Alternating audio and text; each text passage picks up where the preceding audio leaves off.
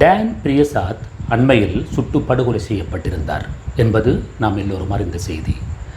அப்போது பரபரப்பாக எல்லா ஊடகங்களும் அந்த விடயம் பற்றியே பேசிக்கொண்டிருந்தன. அதனால் அவர் பற்றிய விடயங்களை சற்று தாமதித்து பேசலாம் என்று நினைத்திருந்தேன். எல்லா ஊடகங்களும் பேசும்போதோ நாம் பேசுகின்ற விடயமும் அதற்குள் அமுங்கி போய்விடலாம் என்பதால் கொஞ்சம் காலம் தாழ்த்தி இந்த விடயத்தை பேசலாம் என்று நினைத்திருந்தேன். டான் பிரியசாத் ஒரு இனவாதி என்பதில் மாற்று கருத்து இல்லை. அவர் முஸ்லிம் சமூகத்துக்கு மட்டுமன்றி தமிழர் சமூகத்தையும் மிக மோசமாக எதிர்த்து இனவாதம் பரப்பியிருந்தார், இனவாதமான நடவடிக்கையில் ஈடுபட்டிருந்தார் என்பதெல்லாம் நமக்கு தெரியும்.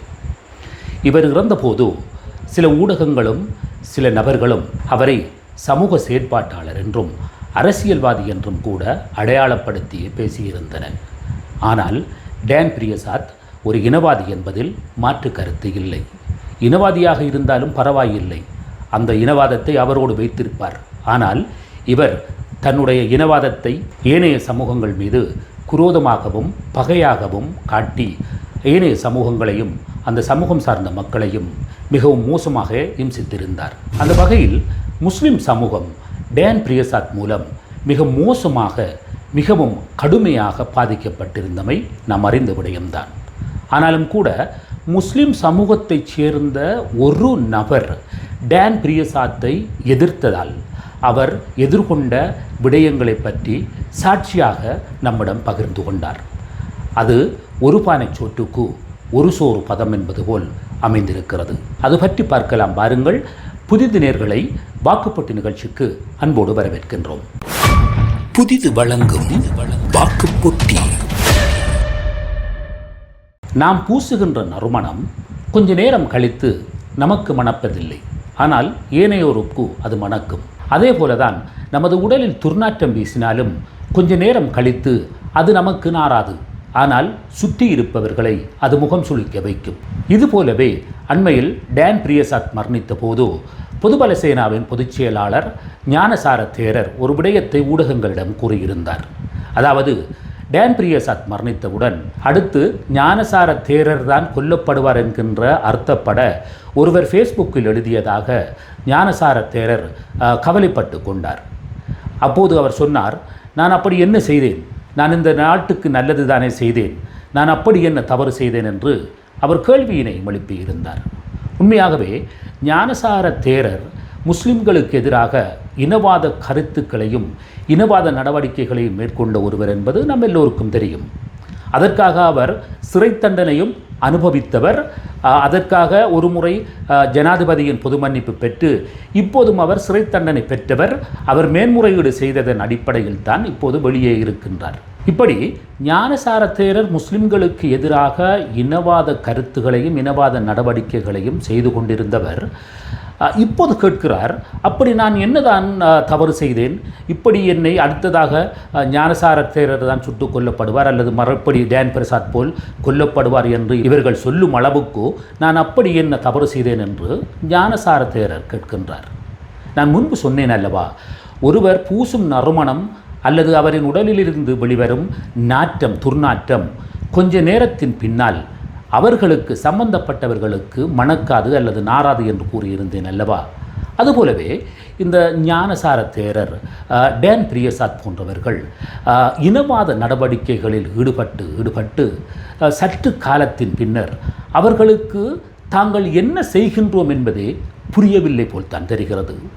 அவர்கள் முஸ்லிம்களுக்கு எதிராக இந்த நாட்டின் ஒரு சமூகத்துக்கு எதிராக மிகவும் மோசமான இனவாத கருத்துக்களை பரப்பி அவர்களை துன்புறுத்தினாலும் கூட அவர்களுக்கு அது ஒரு மோசமான செயலாகவோ அல்லது ஒரு பாவமான செயலாகவோ அல்லது ஒரு மனிதாபிமானமற்ற செயலாகவோ இப்போது மனதுக்கு படுவதில்லை போல்தான் தெரிகிறது.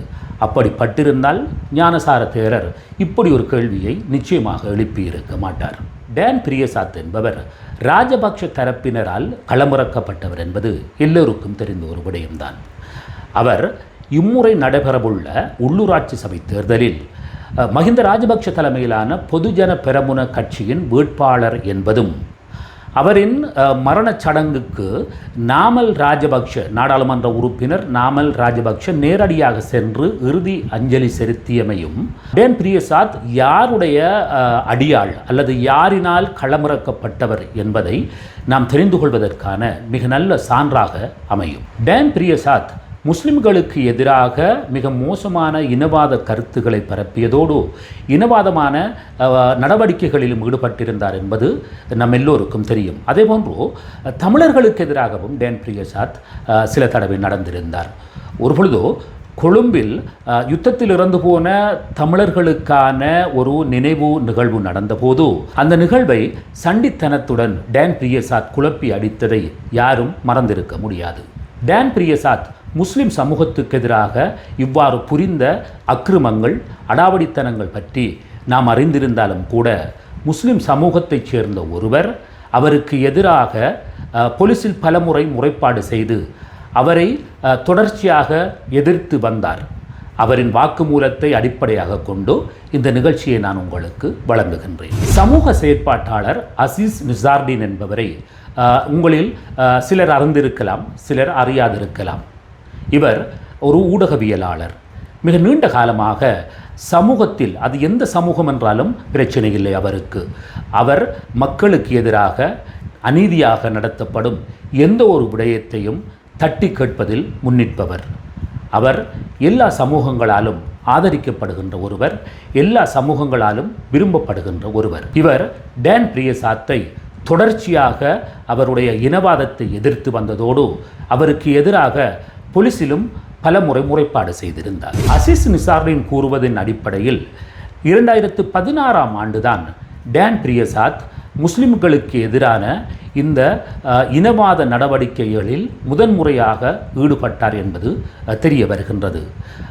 கொழும்பு கோட்டை புகையிரதத்துக்கு முன்னால் முஸ்லிம்களுக்கு எதிராக நடந்த ஒரு ஆர்ப்பாட்டத்தில் டேன் பிரியசாத் கலந்து கொண்டதாகவும் அப்போது அவர் மிக மோசமாக முஸ்லிம்கள் பற்றியும் இஸ்லாம் பற்றியும் பல்வேறு கருத்துக்களை வெளியிட்டதாகவும் அசீஸ் நிசார்டின் கூறுகின்றார். நல்லாட்சி அரசாங்க காலம் இவர்களின் ஆடுகளமாக மாறுகிறது. மஹிந்த ராஜபக்ச தோல்வி அடைந்ததன் பின்னர் ஏற்பட்ட ஆட்சி மாற்றத்தை இலக்கு வைத்து இனவாதத்தை முன்னிறுத்தி வந்த நபர்களில் முக்கியமான ஒரு நபர் தான் இந்த டேன் பிரியசாத். இவரது முதலாவது ஆர்ப்பாட்டம் நான் நினைக்கிறேன் 2016ஆம் ஆண்டு நவம்பர் மாதம் 3ஆம் திகதி கோட்டை புகையிரத நிலையத்துக்கு முன்பாக ஒரு ஆர்ப்பாட்டம் இடம்பெற்றது. நான் நினைக்கிறேன் அதுதான் நான் அறிந்தவரை முதலாவது முஸ்லிம்களுக்கு எதிராக மிகவும் துவேஷமாக முஸ்லிம்களை அச்சுறுத்தும் பாணியிலே பேசிய ஒரு நிகழ்வு நினைக்கிறேன். அதற்கான காரணம் என்னவென்றால் அதே தினம் ஸ்ரீலங்கா தௌஹீத் ஜமாத் ஒரு மிக பிரமாண்டமான ஆர்ப்பாட்டத்தை ஏற்பாடு செய்கிறது. உங்களுக்கு தெரியும், அந்த ஐரோப்பிய யூனியன் முன்வைத்த சில நிபந்தனைகள், இலங்கையில் சட்டத்தில் சில மாற்றங்கள் வர வேண்டும் என்பதற்காக சில முன்மொழிவுகளை ஐரோப்பிய ஒன்றியம் முன்வைத்திருந்தது. அதிலே முஸ்லிம் விவாகம் தொடர்பான, சிறுவயது விவாகம் தொடர்பான சில பிரச்சனைகள் முன்மொழியப்பட்டிருந்தன. அதற்கு எதிராக ஸ்ரீலங்கா தௌஹீத் ஜமாத் ஒரு பிரமாண்டமான ஒரு ஆர்ப்பாட்டத்தை ஏற்பாடு செய்திருந்தது. அந்த ஆர்ப்பாட்டம் மாளிகாவத்தையிலிருந்து கொழும்பு கோட்டை புகையிரத நிலையம் வரை செல்லும் என்று அறிவிக்கப்பட்டிருந்தது. ஆனால் அந்த ஆர்ப்பாட்டம் மருதானையோடு அது நிறுத்தப்பட்டது.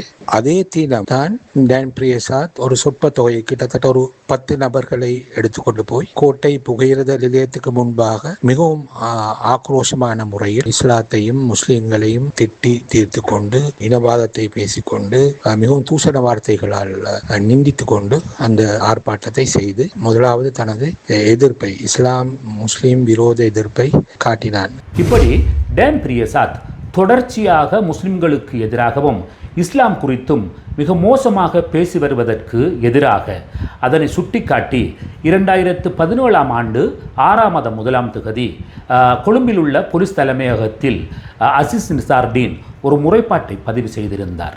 டேன் பிரியசாத்துக்கு எதிராக தான் செய்த முறைப்பாடு குறித்து அசீஸ் நிசார்டின் நம்முடன் அவருடைய அந்த அனுபவத்தை பகிர்ந்து கொண்டார்.